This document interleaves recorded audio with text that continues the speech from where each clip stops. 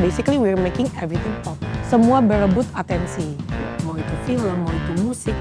Belum dimunculkan lagi keviralan-keviralan yang mungkin bisa berbobot, bisa juga tidak berbobot gitu. Kayak kita aduh, semua tuh berebut atensi. Nah, dalam hati kita aduh nih kalau misalnya kita gagal gimana kita how can we live with ourselves. Di situ aku kayak wah menantang nih. Aku basically suka yang menantang. Film-film sulit gitu kan. Karena jadinya nggak berhenti belajar gitu. Halo Idea Friends, kembali lagi di Econnect with Idea Friends. Setelah beberapa episode, kali ini kita akan ngobrol dengan salah satu brand trust Idea Fest 2026. Langsung saja please welcome Mbak Bubu. Okay. Semoga aku cukup trustworthy ya. Iya, pasti dong, selalu. Ini tahun aku keempat loh. Bener, karena aku cukup bertahun-tahun. Trustworthy, alhamdulillah. Selalu, itu pasti. Ya, oke, baik. Sebelum kita ngobrol lebih lanjut, kita mau kenalan dulu dengan Mbak Bubu. Mungkin boleh dijelasin siapa sih sebenarnya seorang Mbak Bubu ini? Oke. Halo semua, aku lihatnya ke dia ya. Ke sana sini bisa sana. Oke, halo semua. Aku Nazira Senur atau ya dipanggil sama semua orang adalah Bubu. Aku CEO dan juga co-founder dari Publicis Publicis, yang mana itu adalah film marketing dan promotion company Indonesia of course.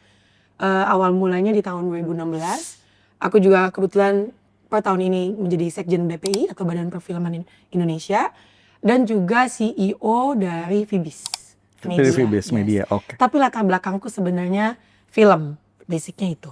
Oke. Berarti kalau Mbak Bubu sendiri dari tahun berapa tuh ngerjain sebagai kreatif industri ya? Apakah semua full film? Tapi ternyata kan sekarang udah jadi banyaknya ke marketing juga. Nah, berarti udah berapa tahun, Bu? Jadi kronologisnya aku itu lulus IKJ, S1 perfilman sutradara. Oke. Cuman mungkin karena kepanikan aku sendiri dengan kepalaku, dengan mendiang papaku, ibuku juga sekarang masih acting segala macem. Aku jadi suka takut untuk melangkah menjadi sutradara. Makanya di 2016 aku tuh lagi di tengah-tengah, lagi hamil anak kedua. Aku lagi kerja di corporate international company lah. Tiba-tiba punya turning point aja, kayak tipping pointnya aku tuh di dalam ruangan aku gini. Udah, gue gak mau di sini lagi, resign. Langsung di saat lagi hamil. Agak sedikit down memang, karena kan abis itu terus kemana cuti ya, gitu kan. Aku ingat banget aku mau WhatsApp Mbak Mira Lesmana. Aku gak ada latar belakang komunikasi sama sekali ataupun marketing, karena kan IKJ ya, film sutradara. Aku bilang, Mbak Mira aku boleh gak sih coba jadi publisis film gitu kan. Out of the blue, benar-benar random. Terus tiba-tiba Mbak Mira one day WhatsApp aku. Bilang pokoknya, yuk aku lagi bikin film Atira nih, ikut bantu aja. Ya udah, jadi aku join pertama kali 2016 di film Atira. Di situ aku masih belajar otodidak sambil jalan. Nah sebelumnya juga aku lama di Anton Wijono, itu di entertainment industry. Setelah itu di Opco, itu di F&B. Semua itu aku jajali dari bawah. Benar-benar bukan bidangku maksudnya aku tidak belajar, tapi aku belajar state smart dan aku mulai dari bawah. Sampai terus ya udah sampai akhirnya kita kenal Publicis lah. Betul. Publicis itu justru munculnya itu karena Palari Films. Karena Palari. Jadi waktu itu film Aruna dan Lidahnya. Jadi mereka bilang, kenapa nggak bikin aja ada nama? Oh iya ya. Mbak Vivi Koster itu salah satu co-founder Publicis. Namanya Publicis saja. Basically we're making everything pop. Dan ya so far insya Allah itu yang kami lakukan. Jadi ada aku, ada Ivan Maksara dan juga ada Vivi Koster sebagai co-founder. Dulu 2016 kita cuma ngerjain satu film. Aku pribadi belum ada Publicis. Setelah ada film Aruna dan Lidahnya, terus aku ngerasa kayaknya setahun 2 film oke juga nih, seru per 6 bulan gitu kan. Taunya alhamdulillah setelah pandemi malah yang mungkin banyak banget film-film yang udah dibuat dan kejar waktu tayang, akhirnya jadi 20 film per tahun. Tahun lalu kita 48 film. Tahun ini alhamdulillah udah lock 51 film. Wow. Biasa. Alhamdulillah. Sebulan berarti 4 kali. Iya, 4 film, 5 film. Beda-beda. Januari itu kita 8 bulan film. Bulan Juli nih kita lagi landai. Wah, landai. 2-3. Makanya bisa kesini. Kalau enggak mungkin. Kalau enggak kamu WhatsApp aku udah enggak balas. Tapi Kak ngelihat kalau bisa kita ngomong sekarang udah 51 film. Marketing industri film saat ini tuh kayak gimana sih Kak? Kalau mungkin banyak orang yang nggak tahu mungkin. Panas dan seksi banget. Karena apa? Seperti kita tahu setiap tahunnya film Indonesia itu tambah banyak dan produktif sekali. Makanya of course ini jadi kejar-kejaran sama waktu tayang lah dengan bioskop dan apapun yang kita miliki lah di Indonesia. Tapi at the same time, logikanya nih, semua film itu kan butuh promosi. Nggak mungkin kita bikin film, udah gitu kita lepas. Ya kecuali film itu ke OTT ya. Cuman kalau misalnya kita mau ke bioskop kan nggak mungkin kita diemin. Dan biasanya tuh 30-50% production cost itu, idealnya itu kalau dari luar, itu adalah buat promosi.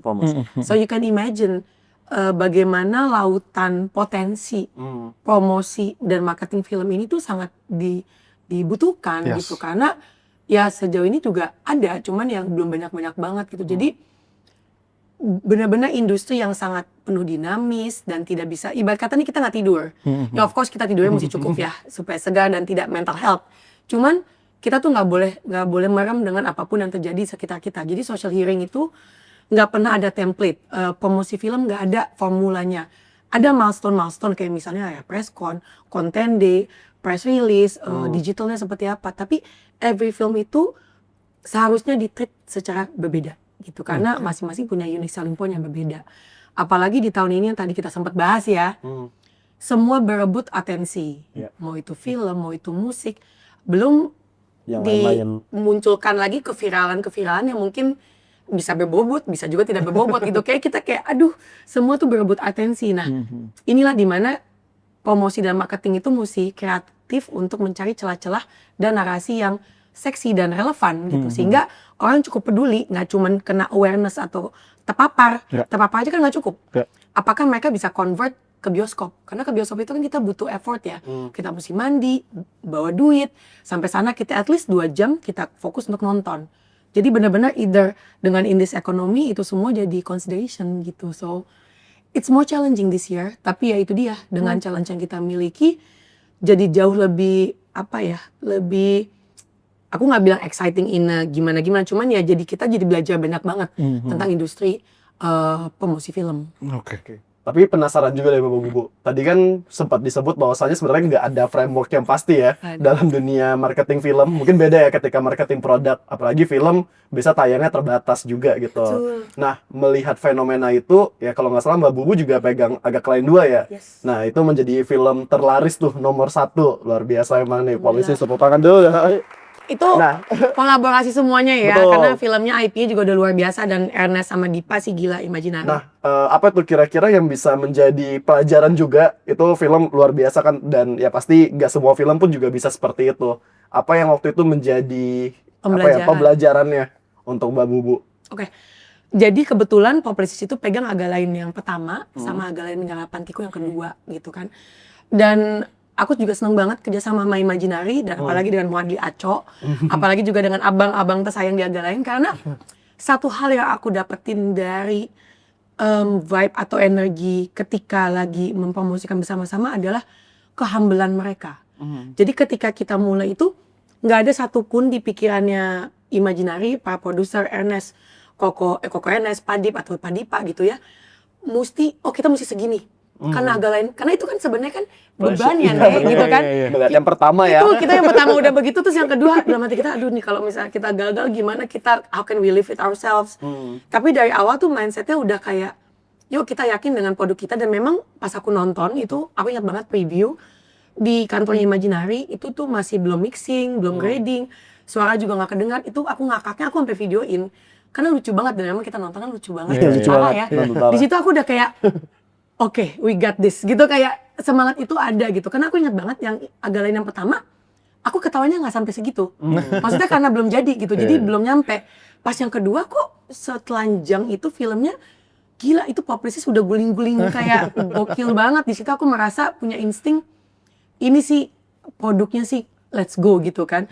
Nah tapi knowing that aja, aku merasa banget Publicis dengan tim digitalnya, waktu itu Memera dan juga dengan tim Imaginary yang lain, juga dengan abang-abang dan Bang Aco gitu ya, ada humility itu, ada rasa kita lakukan yang terbaik tanpa membebani diri sendiri. Dan I think it work. Dan itu yang membuat, ya kebetulan alhamdulillah juga Publicis pegang Jumbo gitu ya. Itu juga yang aku rasakan ketika megang Jumbo. Nggak ada gitu punya target, oke kita mesti jadi animasi nomor 1. Tiba-tiba jadi Indonesia nomor 1 gitu. Nggak ada. Pada saat itu benar-benar humility itu ada, jadi intensnya ada. Kita ibarat kata nggak tidur, kita ngelihat what's going on di sekitar, apa yang kita bisa kupas, apa yang kita bisa angkat.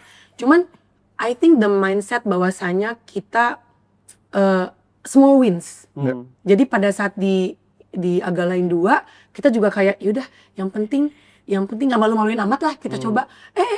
Taunya nambah lagi. Itu tuh in a way membuat kita juga kayaknya nggak pernah gampang puas, tapi juga selalu bersyukur. Iya. Yes. Dan itu juga aku alami di Jumbo. Awalnya tuh kita cuma mikir waktu itu kan ada film animasi Juki kalau nggak salah ya, atau nggak apa gitu yang kayak kita one step at a time aja. Segini udah lewatin lagi. Oke kita coba ya milestone berikutnya adalah lewatin Elsa. Lewat lagi. Kita nggak pernah kayak lagi itu kayaknya small wins itu yang membuat kita jadi fokus untuk nggak pernah terlena dengan kemenangan yang sekejap gitu loh. Iya.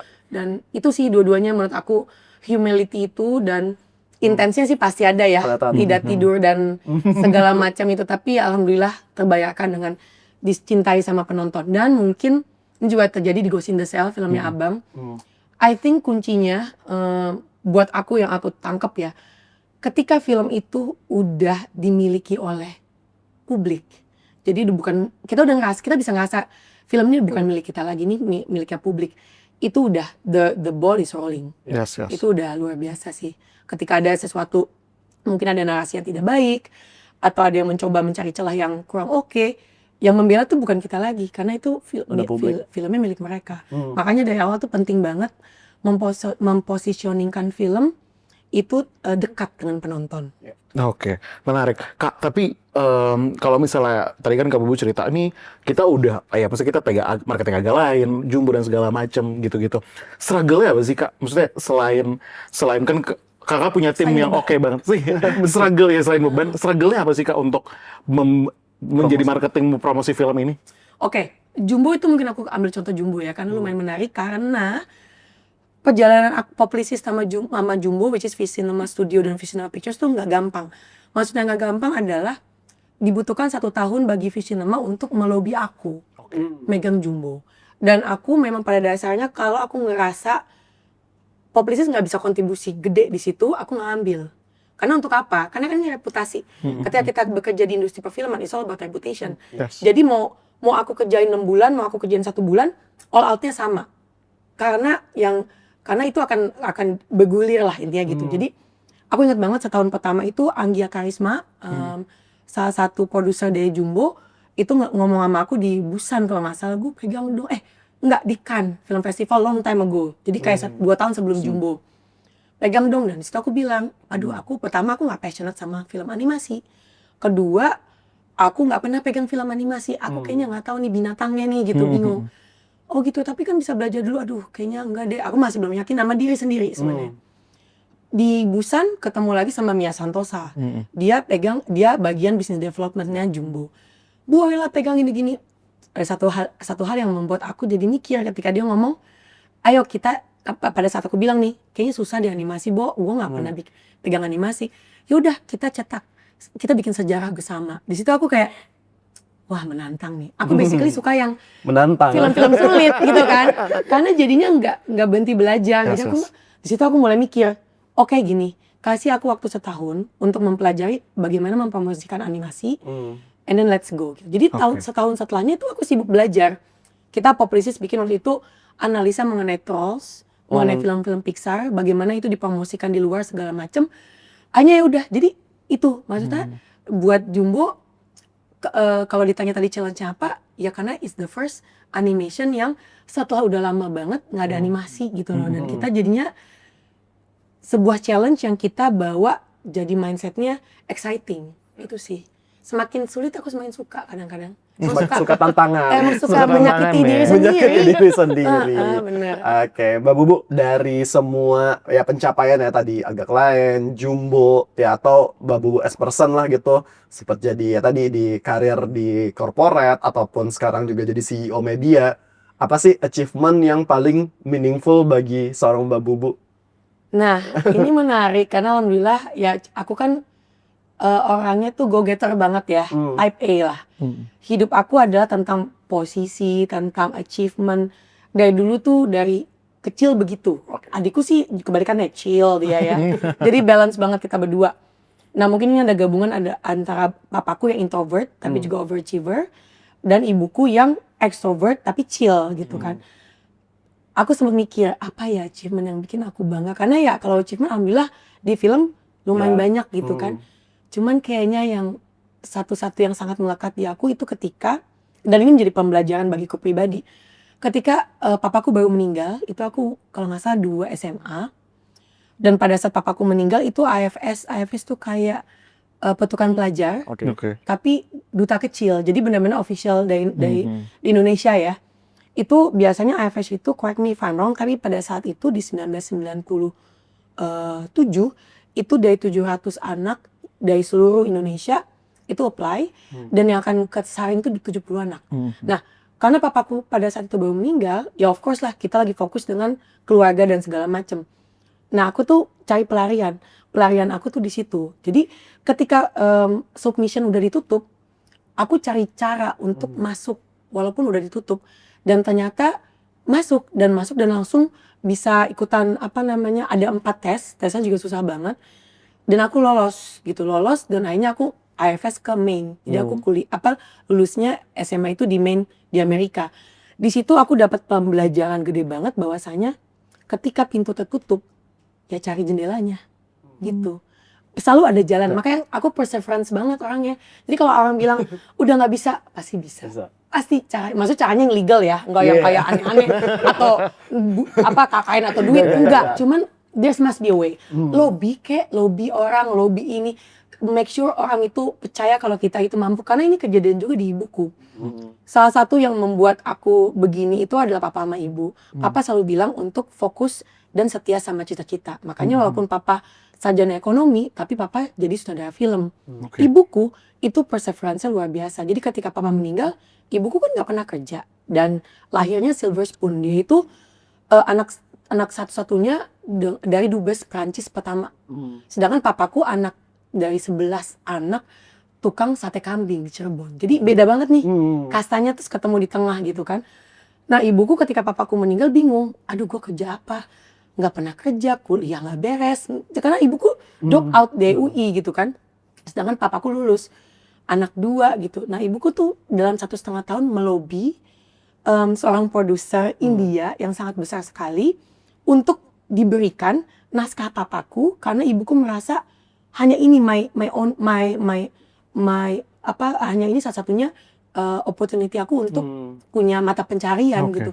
Kayaknya imagine ibuku ke si produser India, dan pasti dia bilang enggak dong, kayak pernah bikin apa gitu kan. Tapi aku paling tahu nih Mas Arifin kayak gimana. Enggak, ini udah dipegang oleh sutradara terkenal lainnya. Ibuku dalam 1,5 tahun melobi 7 sutradara tersebut untuk cancel. Boleh nggak ini buat saya butuh ini. 7-7-nya didatengin sama ibuku. Sampai 1,5 tahun ibuku balik lagi ke produser India tersebut. Terus dia bilang, boleh nggak ini buat saya. Terus produser bilang gini, saya bingung, semua kok bail out ya, dia nggak tahu what's going on. Di belakang. Semua ini kok bail out satu-satu nih, udah 7 sutradara, ya udah deh, kamu aja. Taunya ibuku menang. Menang piala gitu. Jadi di situ aku belajar banyak banget kalau semua itu pasti ada jalannya. Terbiasa merinding nih sampai didengar ceritanya ya. Perjalanan Ibu Mbak Bubu. Nah, kalau dari situ ya tadi ya, dengan arahan dari dan ajaran dari papa dan mamanya Mbak Bubu sendiri, value apa sih yang akhirnya itu terus ada dalam Mbak Bubu, baik itu dalam perusahaan ataupun as a person gitu. Aku paling suka pertanyaan seperti ini, karena menurut aku ini heritage aku lah ya gitu. Kalau dari papa itu tadi selalu setia dengan cita-cita. Itu ada hubungan dengan integritas juga dan prinsip, dan be true to yourself. Jadi jujur juga ada di situ. Menarik. Nah, kalau dari Mbak Bubu sendiri, misalnya nih ada penonton yang pengen ya entah jadi publicist film atau masuk ke industrinya, dan apalagi di film ya, kalau di IDFS sendiri misalnya, kayaknya film tuh yang paling paket lengkap deh. Ya, anak desain ada di sana, anak musik ada di sana, fashion, wardrobe, make up gitu. Itu ya penulisan apalagi gitu. Semuanya paket lengkap tuh di film gitu. Apa sih tipsnya untuk orang yang mau masuk industri ini, ya baik sebagai misalnya publicist ataupun ya sebagai industri film secara keseluruhannya? Oke, mungkin ini adalah jawaban banyak sutradara dan produser juga biasanya. Yang pasti banyak nonton film. Film Indonesia, film luar negeri. Pastikan wawasan kita juga luas. Nontonlah film-film edgy yang mungkin sangat segmented dan sangat apa ya mungkin berbobot, bikin mikir, tapi nonton juga mungkin film-film fun yang kita jadi tahu peta industri dan film itu sampai mana gitu kan, itu penting banget. Terus yang kedua yang aku selalu bilang, network. Kenalan, ya of course kenalannya nggak ganggu ya. Ketemu orang tuh, kita selfie Kak, itu kan ganggu banget ya. Cuma masa kenalan dengan niat untuk belajar. Kenalan untuk niat untuk mengabsorb ketika kita berinteraksi dengan sosok tersebut. Karena ketika kita ketemu, let's say, Joko Anwar, Nia Dinata, Mbak Mira Lesmana, Mas Siri, Hanung Bramantyo, Reza Radian atau siapapun, atau Edwin atau siapapun itu, atau Mas Angga Sasongko, ketika kita berinteraksi, itu kan sebenarnya kita ngobrol aja kita bisa belajar sesuatu sama mereka. Dan itu penting sekali gitu.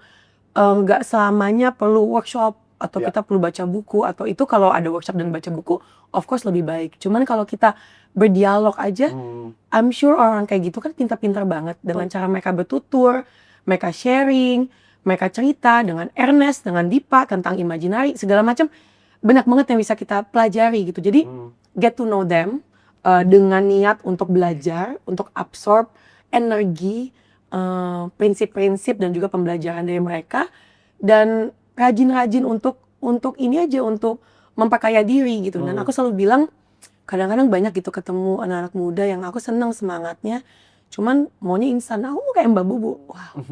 Mereka nggak tahu aku dari bagi-bagi flyer Kak, zaman dulu Kak, kayak ngasih-ngasih dari bawah. Sama Mbak Mira juga aku dari bawah nggak belajar, nggak tahu belajarnya bukan dari kuliah gitu kan. Pulang-pulang roadshow aku ingat banget film Akira, aku langsung masuk rumah sakit kecapean. Kayak gini gitu kan, lucu banget. Jadi kayak semua itu nggak ada yang instan. Dan alhamdulillah karena aku kan Gen X ya guys, jadi Gen X one of the best, pokoknya maaf banget nih. Cuma karena kita Gen X, kita juga ada gitu kerja kerasnya gitu kan. Jadi kita memang semua ini kan dipermudah. Di saat kita lahir sekarang, ya Gen Gen Alpha ya, semua itu dipermudah. Nah ada baiknya kita juga hal-hal yang mempermudah ini membuat kita juga balance dengan memperkaya diri dengan cara yang tidak mudah juga gitu. Karena kalau semuanya mudah, pada saat ada yang susah kita jadi nggak tahu mesti gimana. Itu sih. Mungkin balik ke Idea Fest juga, tema tahun ini tuh rehumanize Mbak Bubu ya, dimana kita tahu tadi ya di era AI teknologi ya sekarang Serba mudah. Betul, serba mudah tadi ya kata Mbak Bubu, mudah sekarang jauh lebih mudah lagi, dan kita ingin mengembalikan ya manusia tuh sebagai senternya lah. Balik lagi tuh hanya tools yang kita juga nggak bisa lawan, kita juga nggak bisa against. Tapi kalau dari Mbak Bubu as a person dan juga di industri film, apa sih makna rehumanize ini? Kalau aku jujur, aku kan ya kalau kita ngomongin industri film dan musik udah pasti gampang sekali untuk against AI. Itu udah kayak kita mesti kayak agama ya, kita kayak mesti mencoba cari positifnya apa. Tapi dan again itu terjadi, maksudnya bukan itu terjadi. Kalau kita bisa mengubah pandangan kita atau mindset kita, aku selalu suka kalimat bahwa AI itu buat kita berdayakan, bukan diperdaya. AI itu bisa kita gunakan buat kita, bukan kita jadi ter-AI kan gitu kan. Aku pernah baca di mana ya, aku lagi scrolling gitu, nah ini bagus banget buat aku, simple. AI itu bisa membantu menulis misalnya kan. Tapi bukan berarti AI-nya menulis, tapi AI itu kan jadi source. Jadi gimana kita bisa membalance sebuah AI atau bantuan instan apapun itulah dengan memang human touch atau yang tadi kau bilang untuk membuat sebuah karya gitu. Karena kalau aku di publisis gitu kan, itu kerasa banget. Yes, AI itu membantu. Ya cepatlah untuk nulis bukan nulis ya, untuk narasi segala macam. Tapi yang tahu kan kita. Yang punya feel itu kan kita. Betul. Apapun kita pakai film deh. Film kalau dibuat tanpa rasa, itu penontonnya berasa kok, oh ini nggak ada rasa. Kayak nggak ada soul-nya. Sama dengan tulisan, sama dengan talking point, sama dengan materi apapun itu, kalau kita tidak ada rasa, tidak ada human touch, itu sampai ke pembaca atau yang melihat itu bakal rasanya tidak ada rasa, tidak ada soul gitu. Jadi I think it's very important, dan I think kembali lagi it's our responsibility sebagai manusia untuk memanusiakan kehidupan kita juga gitu. Dan pintar-pintar aja kita diberikan semua kemudahan ini kan untuk berasa mudah, bukan untuk jadi dipersulit. Intinya tuh seperti itu. Oke, mungkin Kak Bubu terakhir mungkin dari aku, kalau misalnya dengan pencapaian Kak Bubu yang udah banyak banget nih pencapaiannya. Mimpi apa lagi sih Kak yang mau diwujudin? Mungkin untuk Publicis atau untuk Kak Bubu secara personal gitu.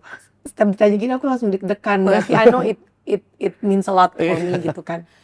Aku per tahun ini lagi mencoba menjadi produser. Oke. Gitu. Kenapa bukan sutradara? Karena aku takut. Sutradara sendirian kayak nggak dulu gitu. Kayaknya aku nggak sih, nggak. Kalau produser itu kan bisa bersama-sama.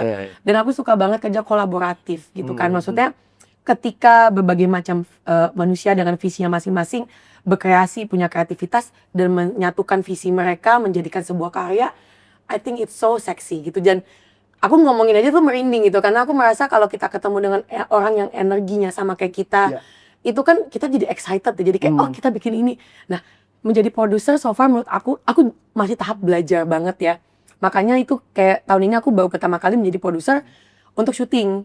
Kemarin tuh di sebuah negara lain deh. Nanti akan ada saatnya pasti di Idea Fest ya. Cuman basically itu pertama kali aku menjadi produser. Nah, tapi di luar daripada itu aku juga co-produce dengan beberapa PH yang sudah established. Dan aku seneng banget mungkin karena aku sebagai publisis film dan publisis, kita itu kan kayak think tank-nya produser ya dan sutradara. Kita terbiasa untuk melihat sebuah film itu, bagaimana film itu dimarketingkan, dipromosikan, dan akhirnya at the end of the day ditonton berjuta-juta orang. Jadi ada kayak angle produser di situ gitu. Jadi ketika aku berdiskusi sama teman-teman co-producer yang sudah established ini juga kayaknya nyambung gitu. Nah, jadi ada beberapa ya 5, 7 banyak lah. Ada 7 film yang aku sudah rencanakan sedang jajaki akan co-produce bareng. Oke. Jadi itu sih.